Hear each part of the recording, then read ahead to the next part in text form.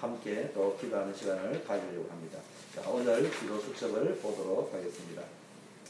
환난 날의 산성이 되신 여호와는 제목으로 말씀을 나누겠습니다. 나훔 1장 1절에서 7절. 여호와는 선하시며 환난 날의 산성이시라. 그는 자기에게 피하는 자들을 아시느니라. 7절 말씀이 되어 있습니다. 교회를 다녀도요, 구원받았다는 확신이 없고요, 습관적으로 예배에 참석하는 사람들도 참 많이 있습니다. 이런 사람들은 위기가 닥치면은 믿음의 능력이 발휘되는 것이 아니고 자꾸 낙심하고 불평하다가요, 자꾸 무너집니다. 하지만 신앙생활을 통해서 복음을 제대로 누린다면은 그 문제와 어려움 가운데서도요, 하나님께서 준비하신 계획을 보고 기도를 통해서 하나님과 소통할 수 있습니다. 이게 신앙생활이라고 하는 거예요. 나는 지금 어떤 신앙생활을 하고 있습니까? 나는 정말로 영적으로 깨어있고 영적으로 살아있는 신앙생활을 하고 있습니까? 삶의 위기가 찾아오면 어떻게 넘어서야 되느냐? 말씀 성취가 되는 속으로 들어가야 됩니다.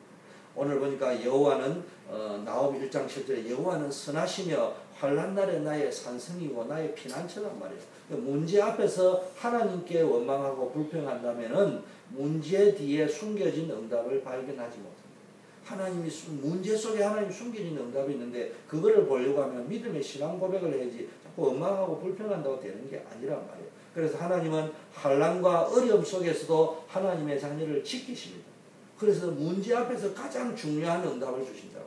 문제가 클수록 큰 응답이 있다는 것을 믿어야 됩니다. 성령으로 함께한다는 사실을 알고 내 혼자가 아니라는 사실을 알고 내 힘으로 하려고 하지 말고 성령의 능력으로 영적 싸움을 싸워야 됩니다. 하나님은 하나님의 자녀를 1분 1초의 삶도 놓치지 않고 주관하시고 인도하십니다. 우리의 우주를 경영하시는 하나님께서 우리의 인생도 섭리하신다는 말이에요. 이 사실을 믿고 하나님의 능력을 의지해야 될 줄 믿습니다.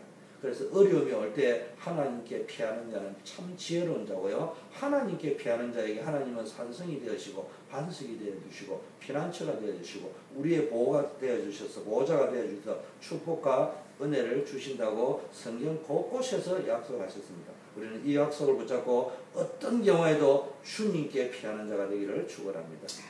그러면서 하나님께서는요, 흑암 세력을 멸하셨습니다. 우리가 늘 원망불평하면요, 늘 어려움 당해서 고생하고 또 원망불평하고 사단에게 당해가 영적 문제 생겨 억울하고 이런 일이 벌어집니다. 그런데 인생의 고난과 역경이 찾아와도요, 우리가 그 영적 배후를 알면은 우리는 흔들리지 않아요. 문제의 이유가 사람이나 환경이 아닌 흑암의 세력이 가져다 주고 있다.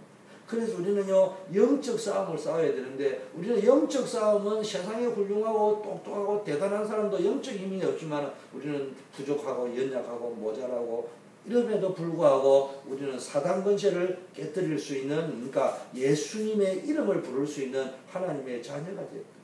그래서 예수 그리스도의 이름을 부를 적에 사단 권세가 무너집니다.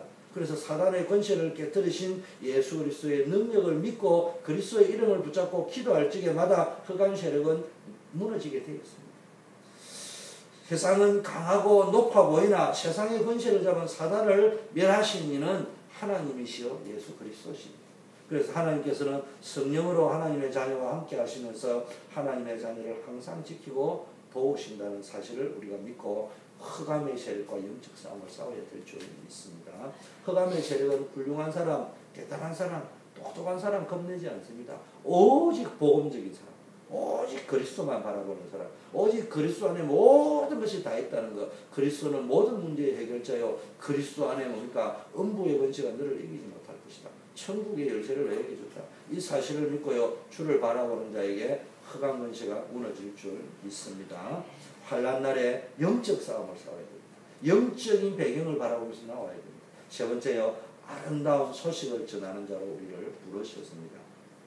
하나님께서는 하나님의 자녀를 아름다운 소식, 즉 복음을 전하는 전도자로 부르셨다는 말이에요. 세상 살리는 전도자로 부르셨다는 말이에요. 그래서 우리의 발을 통해서, 그래서 이거 발을 통해서 화평을 전하게 하시고 하나님과 인간 사이를 화평을 전하고, 이것이 복음 가진 자의 사명이고 축복입니다.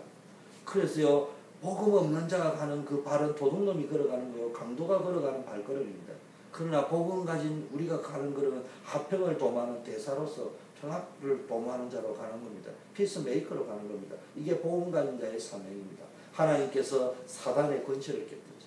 하나님의 자녀를 승리의 자리에 세웠음을 깨닫는다면은 받은 사명을 붙잡고 앞으로 나아가면은 하나님이 반드시 그 현장에 축복하실 것이고 자신도 축복하실 줄 믿습니다. 하나님께서는 하나님의 자녀를 그냥 부르신 것이 아니고 정인으로 부르셨습니다. 정인으로 부르셨다는 말은 증거를 주시겠다고 했습니다.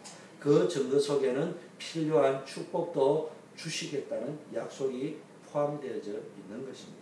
그래서 우리는 정인으로 전도자로 쓴다고 생각할 적에 그 속에는 필요한 것을 풍족하게 넉넉하게 채우시는 하나님의 은혜도 들어있는 줄 믿습니다. 그래서 우리는 늘 아름다운 소식을 전하는 전도자로서 지구상에 가장 아름다운 마음을 가진 사람이 누구냐? 전도자입니다.